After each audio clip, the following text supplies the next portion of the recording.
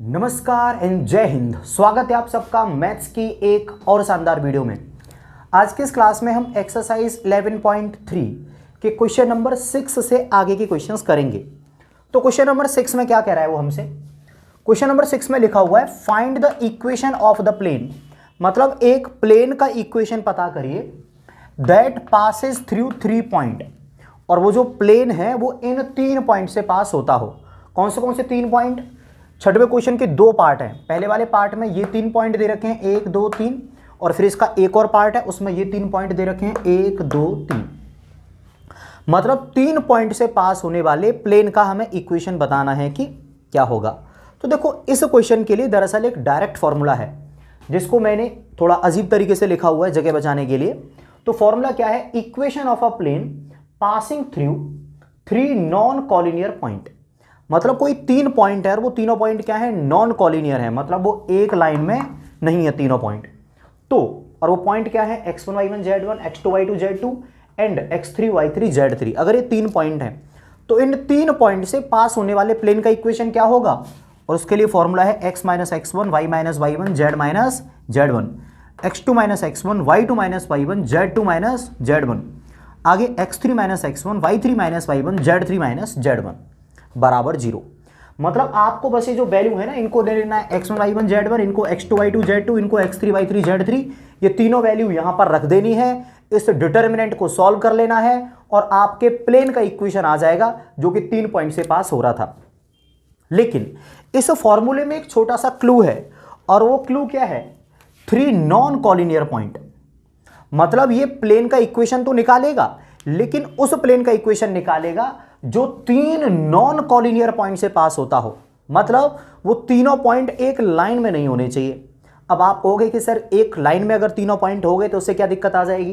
तो देखो भैया, दिक्कत ये आ जाएगी कि अगर कोई भी 3 पॉइंट एक लाइन से पास हो गए तो वहां से इनफाइनाइट प्लेन पास होंगे, और इनफाइनाइट में से हम किस किस का इक्वेशन बताएं? तो दरअसल हम किसी का भी इक्वेशन नहीं बता सकते। आप कहोगे सर ये बात भी समझ नहीं आई, मैं समझाता हूं। मान लीजिए कि आपने क्या करा, 1 2 3, ये मार्कर पे मैंने 3 पॉइंट लगाए हुए हैं, ये 3 पॉइंट हो गए, ठीक। अब इन 3 पॉइंट पे से पास होने वाली मैं बात करता हूं प्लेन की। तो देखो ये तीनों पॉइंट एक लाइन पर आ रहे हैं। अब इस लाइन से कितने प्लेन पास हो सकते हैं? इनफाइनाइट। देखो कैसे, एक प्लेन ऐसे जा सकता है, एक प्लेन ऐसे जा सकता है इसी लाइन से, एक प्लेन थोड़ा सा तिरछा जा सकता है, एक बिल्कुल सीधा जा सकता है, मतलब इसी लाइन से पास होने वाले इनफाइनाइट प्लेन होंगे। तो आप इक्वेशन बताओगे किसका? इसीलिए जो प्लेन का इक्वेशन है वो नॉन कॉलिनियर पॉइंट से ही निकाला जा सकता है। अगर वो कॉलिनियर हो गए, तीनों पॉइंट एक लाइन में आ गए, तो उसका इक्वेशन बता पाना पॉसिबल नहीं है, ठीक। तो फिर हम यहां पर इसका क्या यूज करें? तो सबसे पहले हमें 3 पॉइंट दे रखे हैं, हम इन तीनों पॉइंट को लेके चेक करेंगे कि ये तीनों पॉइंट कॉलिनियर तो नहीं है, मतलब ये तीनों पॉइंट एक लाइन में तो नहीं आते। अगर ये तीनों पॉइंट कॉलिनियर हुए तो हम क्या करेंगे? कह देंगे कि देखो भैया प्लेन का इक्वेशन ना निकाला जा सकता क्योंकि पॉइंट कॉलिनियर आ गए। अब अगर ये तीनों पॉइंट कॉलिनियर नहीं आए तो फिर मैं ये वैल्यूज यहां पर रख दूंगा और फिर मैं आंसर को निकाल दूंगा। क्लियर? समझ में आ जाएगा जब मैं इस सवाल को कर रहा हूँ, टेंशन मत लो, एक एक चीज समझ में आएगी। तो हमें एक चीज तो समझ में आ गया कि अगर 3 पॉइंट दे रखे हैं तो इक्वेशन निकालना है हमें प्लेन का, तो ये वाले फॉर्मूले से हो जाएगा। लेकिन इससे पहले चेक कर लेना है कि जो पॉइंट है वो एक लाइन में तो नहीं आ रहे। तो देखो मैं एक काम करता हूं, लेट्स चेक, मैं सॉल्यूशन कर रहा हूं पार्ट ए का। Let's check whether the points are collinear और नॉट, यानी हमें चेक करना है कि जो पॉइंट हैं वो कॉलिनियर हैं या नहीं। तो देखो चेक करने के लिए मैं क्या करूंगा, मैं सबसे पहले इन तीनों पॉइंट को लिख लूंगा 1 1 -1 1 1 -1, फिर ये वाले पॉइंट 6 4 -5 6 4 और माइनस का 5, फिर ये वाले पॉइंट -4 -2 और 3 -4 -2 और 3। मैं इस डिटर्मिनेंट को सॉल्व करूंगा। अगर इस डिटर्मिनेंट की वैल्यू 0 आ गई तब ये तीनों पॉइंट होंगे कॉलिनियर, और अगर 0 के अलावा कुछ भी आ गई तो तीनों पॉइंट कॉलिनियर नहीं होंगे। तो मैंने क्या करा, हम चेक कर रहे थे कि तीनों पॉइंट कॉलिनियर हैं या नहीं। तो मैंने इस तरीके से ये पॉइंट लिख लिया 1 1 -1 6 4 -5 और ये -4 -2 और 3। चलो सॉल्व करके देखता हूँ। तो 1 बाहर रहेगा, अंदर कितना मिलेगा? इन दोनों का मल्टीपल, भाई ये तो कवर हो जाएगा, तो 4 × 12 माइनस -5 गुना माइनस का 2 माइनस का 10, माइनस पहले से लगा हुआ है तो प्लस का 10, नहीं बेटा -5 गुना -2 माइनस का 10 नहीं प्लस का 10 मिलेगा, तो यहाँ पर ये माइनस बना रहेगा। अब ये वाला 1 आ जाएगा माइनस का 1, तो ये कवर और ये कवर 6 तिया 18 -20, आगे माइनस का 1 आएगा, इन दोनों का इंटू माइनस का 12 और इन दोनों का इंटू -16 आएगा, लेकिन प्लस का 16 हो जाएगा, तो माइनस का 12, माइनस पहले से ही लगा हुआ है, 4 गुना -4 माइनस का 16, तो माइनस इंटू माइनस प्लस का 16। ठीक है, सिंप्लीफाई करते हैं, तो 12 में से 10 गए तो कितना बना 2, 2 गुना 1 2, 18 में से 20 गए तो कितना मिला माइनस का 2, -2 का इंटू हुआ माइनस के 1 में तो प्लस का 2, -12 में जुड़े कितने 4, -12 में कितने जुड़े माफ़ करना माइनस के 12 में कितने जुड़े 16, तो 16 और 12 माइनस के जुड़ने पर कितना मिला 4। अब यहाँ से मिलेगा प्लस का 4 और उसका मल्टीपल होगा माइनस के 1 में, तो माइनस का 4। सॉल्व करने पर कितना आ गया 0। ठीक, तो जब मैंने इन तीनों पॉइंट को डिटर्मिनेंट में रख के उसकी वैल्यू निकाली तो कितनी आ गई 0। तो मैं यहाँ पर लिख दूंगा because points are collinear hence infinite planes will pass through these points। शायद ये बोर्ड पे दिख रहा होगा। ठीक है, तो बस इतना कह के आपको छोड़ देना है और आपका यही आंसर है। ठीक है, तो हमने इन पॉइंट को चेक कर लिया, ये तीनों पॉइंट कॉलिनियर आ गए और हमें आगे प्लेन का इक्वेशन नहीं बताना क्योंकि इनफाइनाइट प्लेन पास करेंगे। स्क्रीनशॉट ले लो, हम आगे चलते हैं। तो क्वेश्चन नंबर 6 का हमने पहला वाला पार्ट कंप्लीट कर लिया, अब दूसरे वाले पार्ट की बारी है, यानी हमें इसका भी इन 3 पॉइंट से पास होने वाले प्लेन का इक्वेशन निकालना है। तो जैसा कि आपको पता है, सबसे पहले तो हम चेक करेंगे कि तीनों पॉइंट कॉलिनियर हैं या नहीं। तो बिल्कुल मैं यहां पर लिखने वाला हूं, let's check the points are collinear और नॉट। सबसे पहले तो चेक कर लेंगे कि जो पॉइंट है वो कॉलिनियर तो नहीं है। तो देखो उसके लिए हमें क्या करना पड़ेगा, 1 1 0 1 2 1 -2 2 और 1 माइनस का 1। इसको जरा मैं सॉल्व करता हूं, देखते हैं 0 आता है या नहीं। तो देखो क्या हो जाएगा, 1 ऐसे ही रहा, ये कवर और ये कवर 2 गुना माइनस का 1 माइनस का 2 माइनस 2 गुना 1 2 माइनस का 1 आएगा डिटर्मिनेंट ओपन करने पर। ये कवर और ये कवर इन दोनों का इंटू होगा तो 1 इंटू माइनस का 1 माइनस का 1, इन दोनों का इंटू होगा तो कितना मिलेगा माइनस का 2, माइनस पहले से ही लगा रहता है तो प्लस का 2, आगे नंबर आएगा प्लस का 0। अब देखो ये कवर और ये कवर तो 2 एकम 2 माइनस 2 इंटू माइनस का 2 माइनस का 4, माइनस पहले से लगाए तो प्लस का 4, -2 और -2 माइनस का 4 इंटू 1 माइनस का 4, -1 प्लस का 2 कितना मिलेगा प्लस का 1, 1 इंटू माइनस का 1 माइनस का 1, 0 इंटू कुछ भी 0। फाइनल सॉल्व करने पर कितना आया माइनस का 5, कितना आ गया फाइनली माइनस का 5। हैंस ये जो वैल्यू है ये 0 के बराबर नहीं है, hence points are not collinear. मतलब एक चीज तो क्लियर हो गई कि जो तीनों पॉइंट हैं ये कॉलिनियर नहीं है, मतलब इन 3 पॉइंट से पास होने वाले प्लेन का हम इक्वेशन निकाल सकते हैं। तो बिल्कुल आप इसका स्क्रीनशॉट ले लो, जगह कम है तो मैं ये मिटा दे रहा हूं। और अब आपको मैं क्या बताने वाला हूं कि प्लेन का इक्वेशन कैसे निकालेंगे। ये तो बस अभी हमने चेक करा है कि इक्वेशन निकल आएगा या नहीं। अब चेक हो गया कि भैया पॉइंट कॉलिनियर नहीं है तो इक्वेशन निकल आएगा, तो चलो उस इक्वेशन को निकालते हैं हम। तो देखो क्या होने वाला है, तो ये हमने मिटा दिया। अब देखो इक्वेशन ऑफ प्लेन क्या निकल के आएगा, देखो फॉर्मूला कहता है कि डिटर्मिनेंट बना लो और उसमें लिखो x माइनस x1। तो देखो x माइनस पहले वाले पॉइंट को हम कहेंगे x1, दूसरे वाले को y1। चलो मैं लिख दे रहा हूं यहां पे आपको कंफ्यूजन ना हो। ये हमारा x1, ये हमारा y1, ये हमारा z1, ये x2, ये y2, ये z2, ये x3, ये y3 और ये z3। ठीक, तो चलो चेक करते हैं। x माइनस x1, तो देखो x में से क्या घटेगा x1 और x1 है 1। फिर आगे है y माइनस y1, तो y में से क्या घटेगा y1 और y1 कितना है 1। फिर अगला है z माइनस z1, तो z माइनस z1 क्या है 0। ठीक, अगली लाइन में आ रहा है x2 माइनस x1, तो देखो x2 क्या है 1 और इसमें से घटेगा कितना, ये वाला 1, तो 1 माइनस 1 0।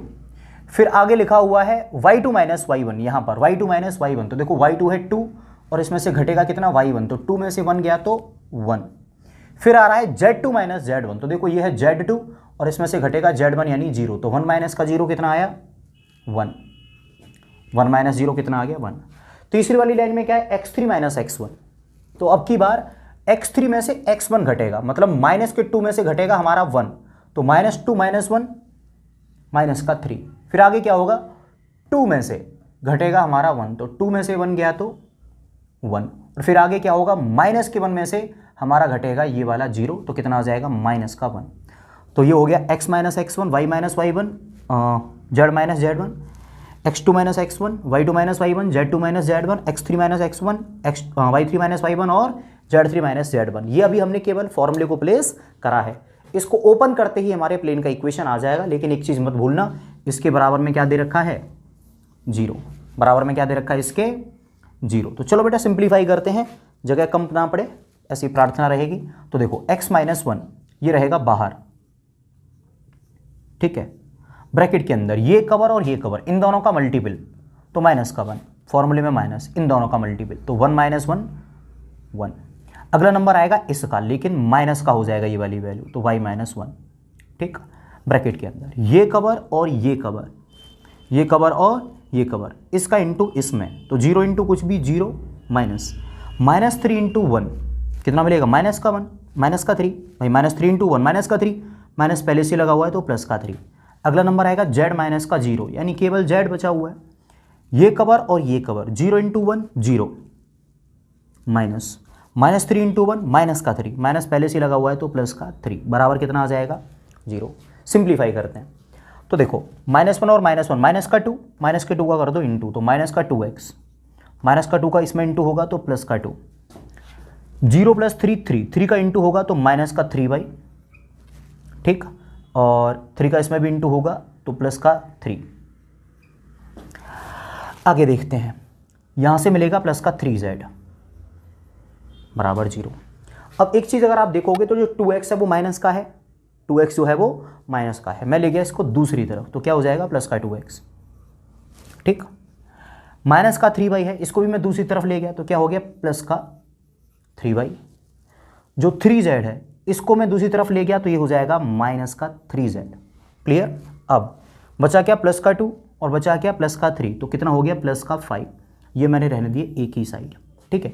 देखो भले ही मैंने बोला है कि माइनस के 2x को उधर ले गया, माइनस के 3y को उधर ले गया, 3z को उधर ले गया, लेकिन मैंने लिखी साइड को लिए हैं। देखो कोई फ़र्क नहीं पड़ता कि ये मैं उधर ले जाके लिखे हैं या फिर इधर लिखे हैं, वो बस मैंने माइनस प्लस को एडजस्ट करा है। बाकी आप खुद समझदार हो, आपको समझ में आ गया होगा कि क्या हुआ है। 12th क्लास में हूँ, मैं मान के चलता हूँ इतना आपको आता होगा, ठीक है। बस मैंने इसको रीअरेंज कर लिया है और ये हमारा बन गया, यही हमारे प्लेन का इक्वेशन जो कि हमसे पूछा था। आगे चलते हैं बेटा। अब बारी है बेटा क्वेश्चन नंबर 7 की। क्या कह रहा है वो हमसे, find the intercept cut off by the plane 2x plus y minus का z इज इक्वल टू 5। मतलब कोई भी एक प्लेन है, ठीक है। अब वैसे तो 3D को बना पाना थोड़ा सा मुश्किल होता है, बट फिर भी मैं कोशिश करता हूँ। ये हमारा x एक्सेस, ये है हमारा y एक्सेस और ये है हमारा z एक्सेस, ठीक है। आप मान लीजिए कि ये हमारे रूम का कोना है, एक ये कोना इधर चला गया, एक ये कोना इधर चला गया साइड में, और एक ऊपर की तरफ चला गया। ये लेंथ, ये ब्रेथ और ये हाइट को रिप्रेजेंट कर रहा है, ये रूम का कोना है। अब कोई भी एक प्लेन आता है, वो तिरछा ऐसे काट देता है, ठीक है। अब मान लो आपका जो रूम है वो एक बॉक्स की तरह है और मैंने उसको ऐसे तिरछा काट दिया कोने से, तो बेटा जो कोने का सेक्शन है वो कुछ ऐसा दिखेगा, ठीक है, कटा हुआ टुकड़ा। क्लियर। अब दरअसल इस वाले प्लेन की बात कर रहा हूँ जो ऊपर की तरफ है, 3D में। कर लो रे इमेजिन, बना नहीं सकता ना आपको, तो अब मैं भी 2D में दिख रहा हूँ, 3D समझा नहीं सकता मैं आपको, प्रयास करो ना। चलो आगे बढ़ते हैं बेटा। अब हमें ये पता है कि अगर कोई plane x axis, y axis और z एक्सिस को काटता है तो हम इस वाली डिस्टेंस को बोलते हैं x इंटरसेप्ट, मान लेते हैं ये a है। इस वाली डिस्टेंस को हम बोलते हैं y इंटरसेप्ट, ठीक है, मान लेते हैं ये बी है, और इस वाली को हम बोलेंगे जेड इंटरसेप्ट, जो कि मान लेते हैं हम सी है। इंटरसेप्ट मतलब यहाँ से यहाँ तक की लेंथ, कि एक्स एक्सिस को कितना दूर काटा, वाई एक्सिस को कितना दूर काटा और जेड एक्सिस को कितना दूर काटा। मानता हूँ मैं कि ये गलत बन गया है, इधर जेड आएगा और इधर वाई, कोई दिक्कत नहीं है। क्लियर है या नहीं? तो एक्स एक्सिस को जहाँ पर काटेगा वो वाली लेंथ ए इंटरसेप्ट, ये वाली बी इंटरसेप्ट, ठीक है, और ये वाली हमारी सी इंटरसेप्ट, ठीक है। इस लेंथ को हम इंटरसेप्ट कहते हैं, यानी अंतःखंड हिंदी में। अब हमें किसी भी प्लेन का इक्वेशन दे रखा है, ये रहा, और हमें ये बताना है कि इसके इंटरसेप्ट कितने होंगे, मतलब उनकी लेंथ कितनी होगी, एक्स एक्सिस को कहाँ काट दिया, वाई एक्सिस को कहाँ काट दिया और जेड एक्सिस को कहाँ काट दिया। तो देखो बड़ा सिंपल सा फॉर्मूला है, intercept form of a line, line लिख दिया, तुम लोग लड़ जाओगे मुझसे, लाइन नहीं रहे, प्लेन है, ठीक है, गलतियाँ करता हूँ। बीच में कॉल आ गई थी हमारे पिताजी की, पूछ रहे थे कहाँ रह गए बेटा, कोई बात नहीं, चलो आगे बढ़ते हैं। तो देखो बेटा, हमने क्या कहा, फाइंड दी, हमें पता नहीं क्या करा रहा था मैं, भूल गया। तो ये हमारा एक था, मतलब कुछ 3D हिसाब किताब, मैंने बताया ये ABC होती हैं, सब पता ही होगा, वीडियो आप देख चुके हो यहाँ तक। अब मैं आपको बता रहा था कि इक्वेशन ऑफ अ प्लेन जब इंटरसेप्ट फॉर्म में लिखा जाता है तो क्या होता है, x/a + y/b + z/c = 1। आप कहोगे सर ये तो देखा है हमने, हाँ बिल्कुल, क्लास 11th का अगर चैप्टर नंबर 10 अगर पढ़ा है स्ट्रेट लाइन नाम का, तो वहाँ पर बिल्कुल होता है x/a + y/b = 1। ये दरअसल एक लाइन की इंटरसेप्ट फॉर्म होती है, और उसमें अगर z/c बराबर और जोड़ दिया जाए तो फिर ये प्लेन का इक्वेशन बन जाता है। खैर इतनी बकवास काफ़ी है, अब हम बढ़ते हैं आगे। तो देखो ये वाला प्लेन दे रखा है, मुझे इसके इंटरसेप्ट बताने हैं। मैंने फॉर्मूला भी बता दिया कि देखो भैया प्लेन इंटरसेप्ट फॉर्म में कुछ ऐसा दिखता है। चलो इसको पकड़ के लाता हूं मैं। तो देखो सॉल्यूशन में गिवन प्लेन क्या है जी, गिवन प्लेन 2x प्लस का y माइनस का z = 5। ठीक है सर।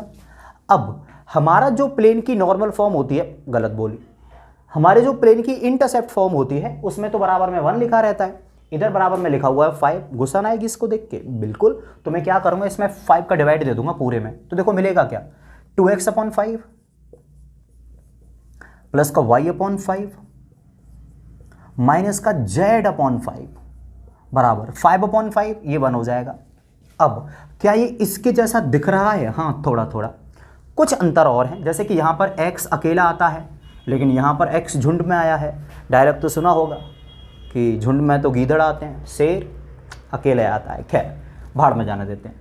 तो हमारे यहाँ पर x चाहिए अपन को अकेला, तो हम क्या करेंगे, इसको लिखेंगे x/5/2। यहाँ से 2 उठा के 5 के अपॉन में भेज दिया। अगर आप इस 2 को अब भी ऊपर ले जाना चाहेंगे तो x के पास ही जाएगा और ये 2x ही बनेगा। तो मैंने यहाँ से 2 को निपटा दिया और कहाँ पर लगा दिया, 5 के अपॉन में, प्लस ये कितना बढ़िया है, सुंदर साफ स्वच्छ, तो ये y/5 ही है।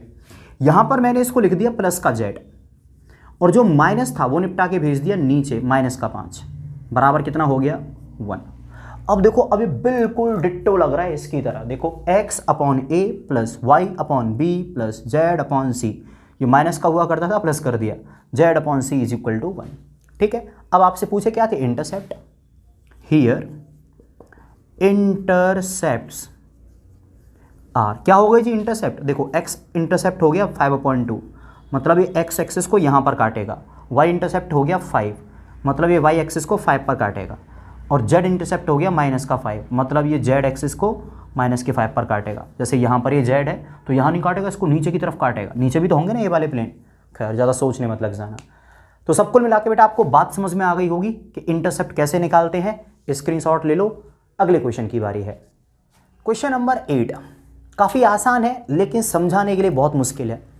क्या कह रहा है देखो अंग्रेजी में, उसने लिखा है find the equation of the plane, मतलब एक प्लेन का इक्वेशन फाइंड करिए विद इंटरसेप्ट, जिसका कि इंटरसेप्ट दे रखा है on the Y axis, Y axis पर, और वो इंटरसेप्ट क्या है, 3 इंटरसेप्ट दे रखा है वाई एक्सिस पर, and parallel to ZOX plane, और वो ZOX प्लेन के पैरेलल है। कहानी कुछ ऐसी है कि देखो जी, ये हमारा वही x एक्सिस लेते हैं हम इसको, ठीक है, ये हमारा मान लीजिए y एक्सिस है, ठीक, और ये हमारा z एक्सिस है, ठीक। इस बार मैं थोड़ा सा बदल ले रहा हूँ चीज़ों को, हमें ZOX के पैरेलल करना है। मैं z इधर लिख लिया और y इधर लिख लिया। अब देखो कहानी कुछ इस तरीके से है कि हमारा कोई प्लेन है, ये आपके रूम का कोना जैसा आप समझ लीजिए, ठीक है। अब कोई भी एक प्लेन है, वो जो प्लेन है ना वो क्या है, इस वाले प्लेन के, देखो ये आपके रूम की दीवार होगी कुछ इस तरीके से, ठीक, ये आपके रूम की कुछ दीवार हो गई ना कुछ इस तरीके से। अब इस दीवार के पैरेलल मैं पहले ही कहा था बहुत मुश्किल है, ठीक है। अब ये हमारा जो दीवार जैसी है, इसको हम, ये O हो गया तो ये हो गया ZOX प्लेन। मान लो कि आपका रूम है, आपके रूम की ये दीवार है, ये वाले आपने मान लिया रूम का कोना, इसको मान लिया आपने x एक्सिस, इसको मान लिया आपने z एक्सिस, और ये जो चौड़ाई जा रही है, ब्रेथ जा रही है, इसको आपने मान लिया y एक्सिस। तो ये एक दीवार होगी जो z x और o के बीच में पड़ेगी, इसको हम कहेंगे ZOX प्लेन, ठीक है।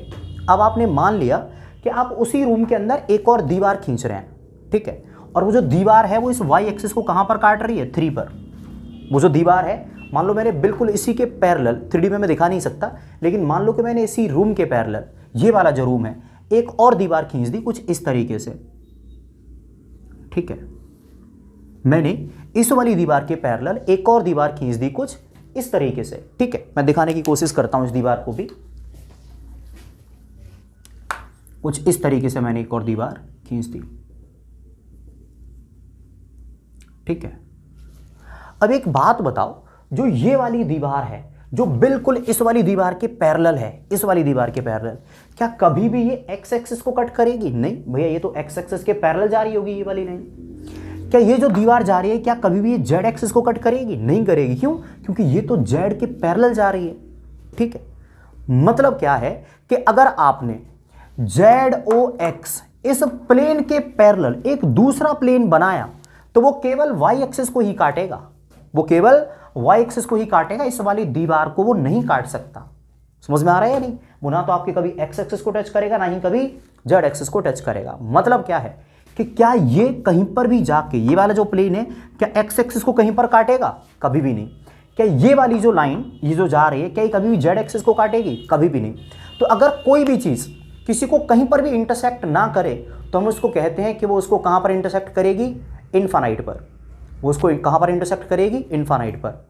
कुछ आप लोगों ने इस तरीके से भी सुना होगा आज तक कि हम कहते हैं कि दो पैरेलल लाइन कौन सी होती हैं? वे लाइंस जो एक दूसरे को इनफाइनाइट पे इंटरसेक्ट करती हैं, उनको हम क्या कहते हैं? Parallel lines. उनको हम क्या कहते हैं? Parallel lines. मतलब इनफाइनाइट पे इंटरसेक्ट करने का मतलब होता है कि वो कहीं पर भी इंटरसेक्ट नहीं करती। तो कुछ वही हिसाब है, यहां पर भी हम क्या कह सकते हैं कि कोई भी लाइन जो इसकी पैरेलल हो गई इस वाले प्लेन की, वो इसको कहीं पर इंटरसेक्ट नहीं करेगी। मतलब वो कहां पर इंटरसेक्ट करेगी? इनफाइनाइट पर। मतलब solution, any plane parallel to ZOX plane, यानी कोई भी प्लेन जो ZOX प्लेन के पैरेलल है, इंटरसेक्ट x एक्सिस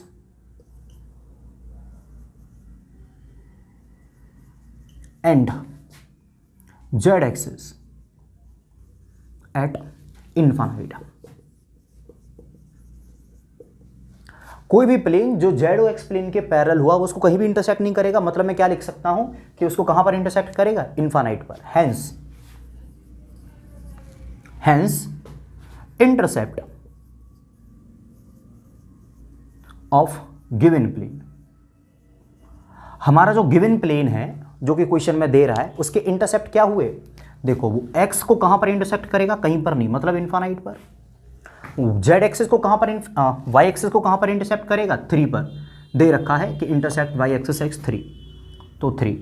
और z एक्सिस को कहां पर इंटरसेक्ट करेगा? इनफाइनाइट पर। क्लियर है? तो जो प्लेन का हमें इक्वेशन पूछा है वो x एक्सिस को काटेगा इनफाइनाइट पर, y एक्सिस को काटेगा 3 पर, और z एक्सिस को काटेगा इनफाइनाइट पर। Hence equation of plane, formula क्या है? x upon a plus y upon b plus z upon c is equal to 1। Value डाल दे रहा हूं तो क्या हो जाएगा? x अपॉन इनफाइनाइट, a की जगह पे क्या है? Infinite, plus y upon b की जगह पे क्या है? 3, प्लस z अपॉन c, तो z अपॉन c की वैल्यू भी क्या है? Infinite, is equal to 1। Clear है? अब मैं इसको आगे यहाँ लिख रहा हूँ, नीचे जगह नहीं है। x अपॉन इनफाइनाइट, किसी के भी अपॉन में इनफाइनाइट आता है 0, y अपॉन 3 प्लस जेड अपन इन्फानाइट यानी 0 बराबर 1। अब एक बात बताओ, 0 का क्या ही लिखने का मतलब बनता है, मत लिखो। 3 उधर जाएगा तो क्या हो जाएगा, y बराबर 3।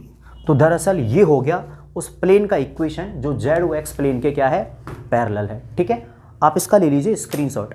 अब मैं इसी क्वेश्चन को एक और तरीके से करा देता हूं आपको फटाफट। स्क्रीनशॉट ले लिया होगा तो वो भी देख लो। इसी क्वेश्चन को करने का एक और तरीका और देख लो जो आपको कई जगह लिखा मिलेगा। वो क्या है, देखो, equation of any plane parallel to Z O X plane, मतलब जो जेड ओ एक्स प्लेन है उसके पैरेलल जो भी प्लेन होगा उन सारे प्लेन का इक्वेशन क्या होगा, y बराबर a। मतलब ये डायरेक्ट एक फॉर्मूला जैसा समझ लीजिए कि अगर कोई जेड ओ एक्स प्लेन के पैरेलल, कोई अगर जेड ओ एक्स के पैरेलल प्लेन है तो उसका इक्वेशन क्या होगा, y बराबर a। ठीक है, फॉर्मूले की तरीके से समझ लीजिए, where a is y intercept, जहां पर a क्या है, y इंटरसेप्ट, और क्वेश्चन में हमें y इंटरसेप्ट क्या दे रखा है, 3। Hence equation of required plane क्या हो जाएगा, y इज इक्वल टू 3। ठीक है, तो ये भी हमारा आंसर आ गया। आपको जो बढ़िया लगे देख लेना, मैंने आपको दोनों ही करा दिए हैं। तो इसी क्वेश्चन के साथ ये था हमारी आज की इस वीडियो का। दरअसल काफ़ी छोटी ही बनाई है मैंने, समय नहीं है, करीब 10 बज चुके हैं बाहर और घर भी जाना है। तो मिलते हैं आपसे जल्दी अगली क्लास में, तब तक के लिए सभी खुश रहिए, अपना ख्याल रखिए, और at last God bless you all.